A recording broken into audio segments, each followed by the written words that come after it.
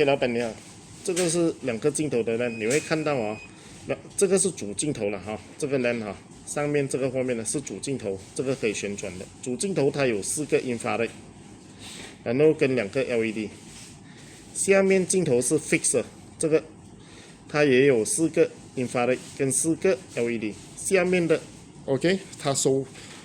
的画面收的光线会更好，因为它有4个LED 啦。所以当晚上的时候，你们会有噪点，是因为外面的光线不足，你会有噪点。OK， 这样子的情况下，你要怎样去解决它呢？你就来 setting 了哈。比如讲晚上你外面的灯光又不够亮，你就只可以通过这个 setting 来改善。LED setting，OK， 然后你会看到 LED mode 啊，你就不要选 infrared 了咯，你从 infrared 你直接打开 white light。OK，white light，OK，white light 过后哦，你看啊，这个灯还不是很亮哈，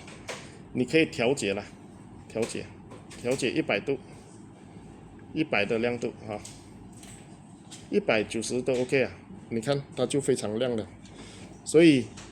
当灯光很亮的时候，那个噪点就会减少。然后呢，这个 lighting time 啊，比如讲晚上啊，我这个是设定9到12点亮罢了，过了12点它就自动灭了。你可以设定呢，比如讲你几点要开始啊，你可以设定晚上10点到早上5点都可以。OK， 好，谢谢你。